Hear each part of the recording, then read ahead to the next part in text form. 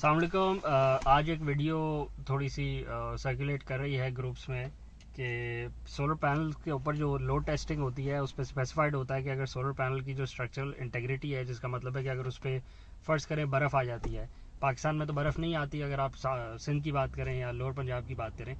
तो अगर आपका सोलर पैनल आपके रूफटॉप पे लगा हुआ है और उसके ऊपर स्नो गिर जाती है तो उसके ऊपर कितना वज़न वो बर्दाश्त कर सकता है बगैर टूटे हुए। या फिर अगर आप रेगिस्तान में लगा रहे हैं और वहाँ पे जो डस्ट है, जो सैंड है, वो हवा से उड़ के आपके सोलर पैनल के ऊपर आ जाती है, तो कितना वज़न सोलर पैनल बर्दाश्त कर सकता है बगैर टूटे हुए। उसका जो टेम्पर्ड ग्लास होता है प्लस जो उसका एल्युमिनियम का फ्रेम होता है, उसमें कितनी जान है, कितनी मजबूती है कि वो बगैर टूटे हुए वो चलता रहेगा और वज़न बर्दाश्त कर लेगा। तो इस पे अभी एक साहब हैं, उन्होंने टेस्ट किया है सोलर पैनल को ज़मीन पे रख के और पैदल चल के, जूते शूज़ पहने हुए हैं और शूज़ पहन के वो चले हैं उसके ऊपर, और उन्होंने शो किया है कि ये जी 90 किलोग्राम्स का उनके मुताबिक, ये जो उनके पास जो भी पैनल मौजूद था उसकी डेटा शीट के मुताबिक वो 90 किलोग्राम्स का वज़न बर्दाश्त कर सकता था। तो उन्होंने पैदल चल कर उस पैनल के ऊपर 90 किलोग्राम्स का वो शो कर दिया कि ये जी पैनल देखिए बर्दाश्त कर रहा है और पैनल को कुछ नहीं हुआ और पैनल नहीं टूटा। क्या कहना है आपका इसके बारे में? देखिए, अगर आप यूएस और कनाडा में देखें, जिस तरह उनकी रूफ्स होती हैं, वहाँ पे तो लोग उसके ऊपर चढ़ते हैं, ड्यूरिंग इंस्टॉलेशन भी लोग उसके ऊपर चढ़ जाते हैं। और ये इसी पैनल्स इतने सॉलिड होते हैं, जो जिस चीज़ को ये वीडियो में पॉइंट आउट कर रहे थे वो इस तरह पॉइंट आउट नहीं होनी थी। वो प्रॉपर लोड टेस्टिंग उसकी करते, प्रॉपर मैकेनिक्स के थ्रू, प्रॉपर उसके जो भी लोड वो डाल रहे थे वो पूरा उसके ऊपर डिवाइड होता और उसके बाद उसके ऊपर 90 किलो का उसके ऊपर लोड डालते, तो फिर वो सही से उसकी लोड टेस्टिंग हो सकती थी।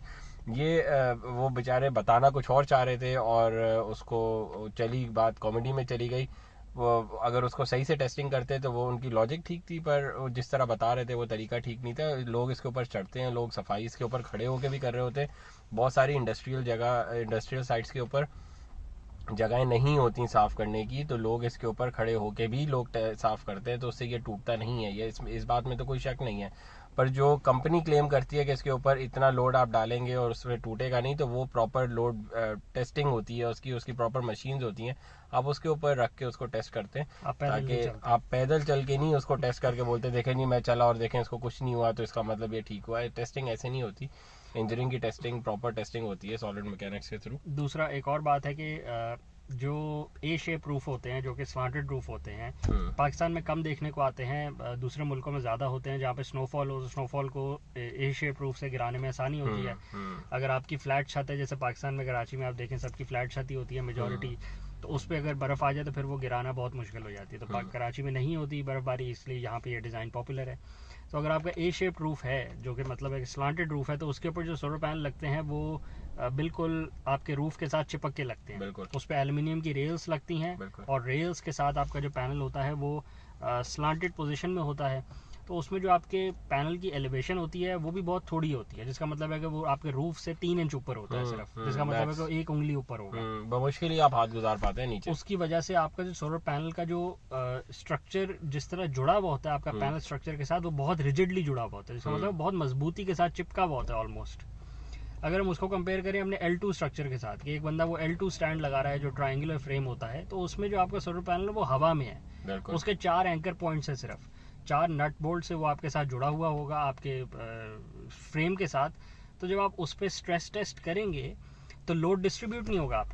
आपका उन 4 प्रेशर पॉइंट्स पे लोड ज़्यादा डिफाइन होएगा, और बाकी सोलर पैनल पे आपका जो बाकी जो उसका फ्रेम है उस पर लोड नहीं डिवाइड होगा, क्योंकि वो कहीं से जुड़े हुए ही नहीं है, इन कॉन्टैक्ट ही नहीं है। तो उसमें सोलर पैनल आपका लाजमी बात है कि ज़्यादा चांसेस हो जाएंगे उसके टूटने के। अच्छा, क्योंकि आप चीज़ सिंगल पैनल के स्ट्रक्चर में भी होगी। बिल्कुल, वो स्ट्रक्चर जिसमें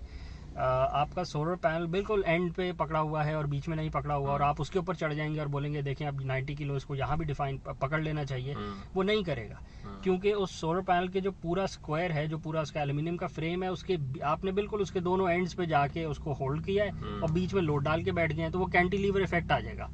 आपने पिवट करवा दिया है उन दोनों एंड्स के ऊपर, आप बीच में खड़े हो गए हैं, तो वहां से पिवट हो रहा होगा, जितनी लेंथ बढ़ा लेंगे उतना आपका वो पिवट इफेक्ट बढ़ जाएगा और टूट जाएगा, और आपके ये सारे टेस्ट जाया हो जाएंगे। पैनल भी जाया हो जाएगा, पैसे भी जाया हो जाएंगे। एक पैनल की प्राइस आज 70,000 प्लस चली गई है। 500 वॉट का पैनल टेस्ट करते करते सारे जाया कर लेंगे, क्योंकि टेस्ट आपने गलत किया है। ऐसे टेस्ट नहीं होता, ऐसे टेस्ट नहीं होता। और कंपनी ने भी नहीं कहा कि ऐसे टेस्ट करके हमने ये बोला है, उन्होंने भी प्रॉपर तरीके से टेस्ट किया है। हाँ, मतलब कोई ऐसे नहीं कोई इंजीनियरिंग कोड तो फॉलो कर ले, अगर टेस्टिंग भी शो कर लिया। बाकी अगर आपने शुगर मिला करना है तो then that is very much fine. और आजकल आपको पता है पाकिस्तान में शुगर मिला ही हो रहा है, ज्यादा काम वाम तो है नहीं,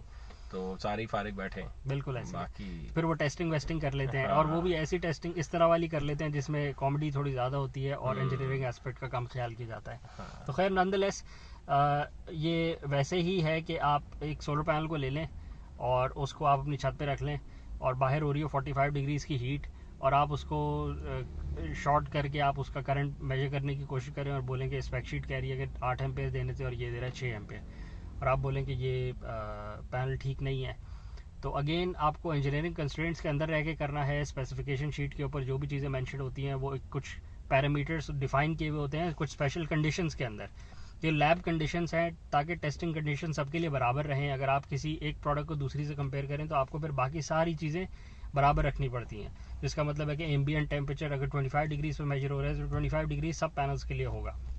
रेडियंस कितनी है, क्लाउडीनेस कितनी है, कितनी लाइट पर स्क्वायर मीटर पे पड़ रही है, जो कि 1000 वाट पर स्क्वायर मीटर स्टैंडर्ड डेफिनेशन होती है। आपकी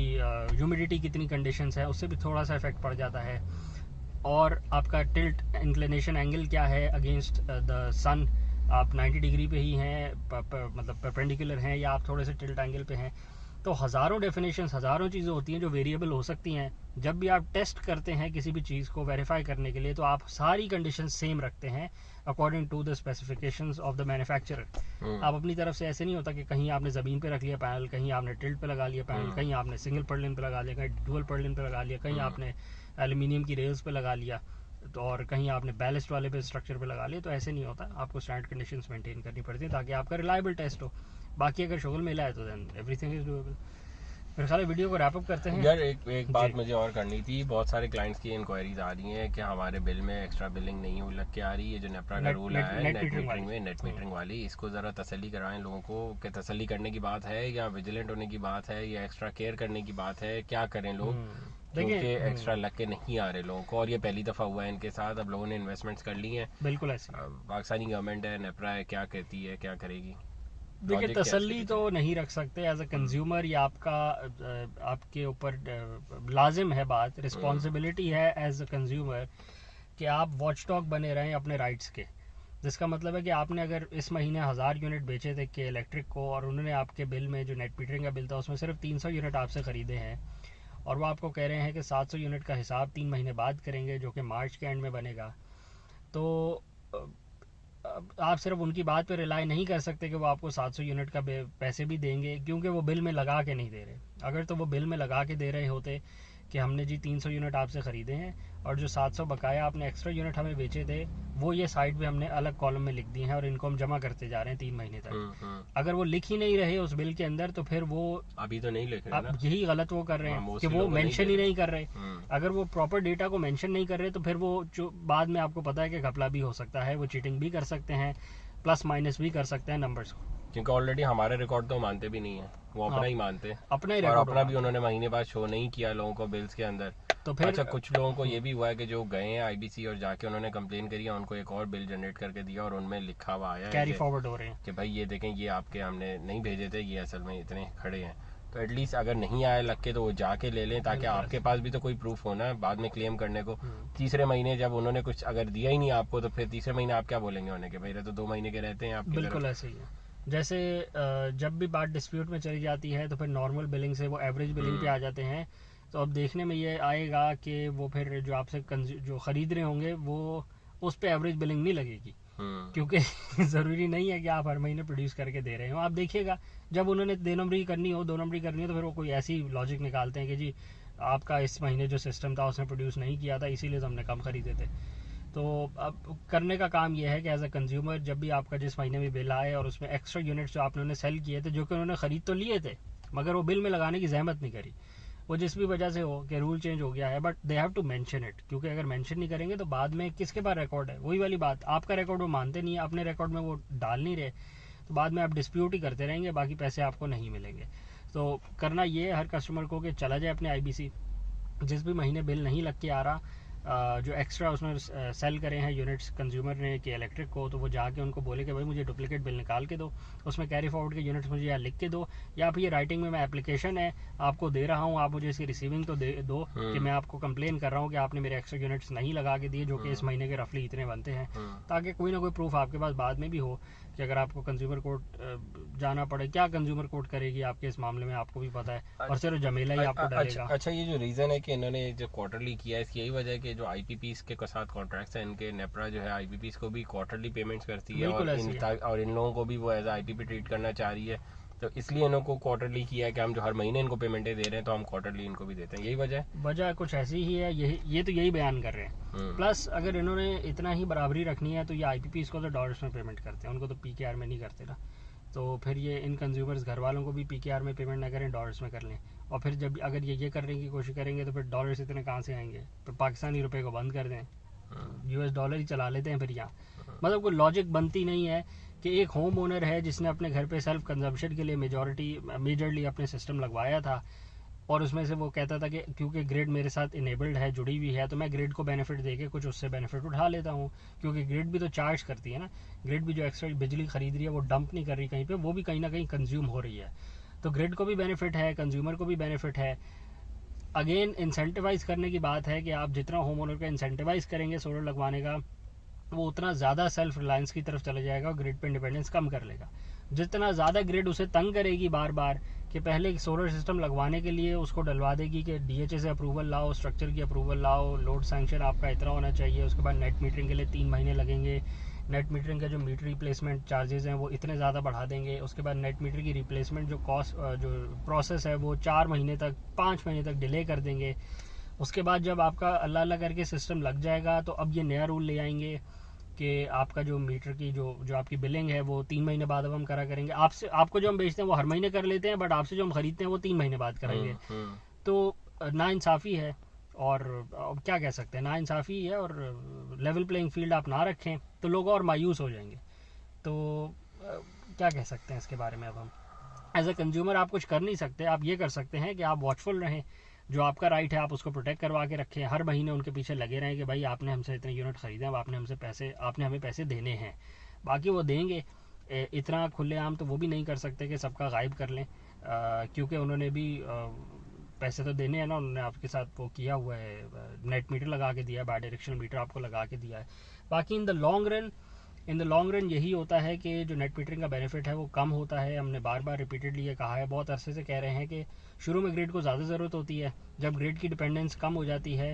अपने सिस्टम्स के ऊपर, और ये वाले सिस्टम्स जो सपोर्ट कर रहे होते हैं सोलर सिस्टम्स, तो फिर ग्रिड आपको बेनिफिट कम देना शुरू कर देती है। नेचुरल प्रोग्रेशन है, पाकिस्तान में भी ये स्टेज नहीं आई, बट पाकिस्तान आपको पता है एडवांस है, तो पहले ही सारे मसाइल का वो हल निकालना शुरू कर देता है। तो आगे नेट मीटरिंग का टैरिफ भी कम होएगा, लाजमी बात है, और नेट मीटरिंग की जो सपोर्ट कर रही थी स्टेट, जो कि कभी नहीं कर रही थी पाकिस्तान में, तो वो सपोर्ट हमारे यहाँ नेगेटिव में जाके डिसएडवांटेज में बन जाएगी आपके लिए। दूसरे मुल्कों में ये होता है कि सपोर्ट कम हो जाती है, सब्सिडीज़ कम हो जाती हैं, और उसके बाद फिर एक ऐसा वक्त आता है कि फिर बैटरीज़ और सेल्फ इंडिपेंडेंस ही को प्रमोट किया जाता है स्टेट की तरफ से कि आप सेल्फ इंडिपेंडेंट बन जाएँ, अपनी बिजली बनाएं, अपनी बैटरी में स्टोर करें, शाम को भी यूज़ करें और सुबह भी यूज़ करें, और दिन में फ्री चले जाएं सोलर के ऊपर, ताकि आपकी ग्रिड के ऊपर जो रिलायंस है वो ख़त्म हो जाए ऑलमोस्ट। तो ये नेचुरल प्रोग्रेशन है, देखने में आ रहा है, दुनिया भर में यही हो रहा है। पाकिस्तान में थोड़ा मैकेनिज्म डिफरेंट है, बट होना यही है, इंडिपेंडेंट ही आपको होना पड़ेगा, आपको अपनी बिजली खुद ही सोर्स करके, खुद ही बना के, खुद ही कंज्यूम करनी पड़ेगी, और ग्रिड से लाताल्लुकी इख्तियार करनी पड़ेगी, तो ही आप सुकून में रह पाएंगे। अगर ग्रिड के साथ जुड़े रहेंगे तो फिर ये जो ग्रिड के झमेले हैं ये सबको अपने तंग करते रहेंगे। मेरा ख्याल है इसको रैप अप करें, चैनल को सब्सक्राइब करें, जिन ने सब्सक्राइब नहीं किया लाइक करें, ज़्यादा से ज़्यादा शेयर करें, ताकि ज़्यादा से ज़्यादा लोगों तक पहुंच सके। Thank you.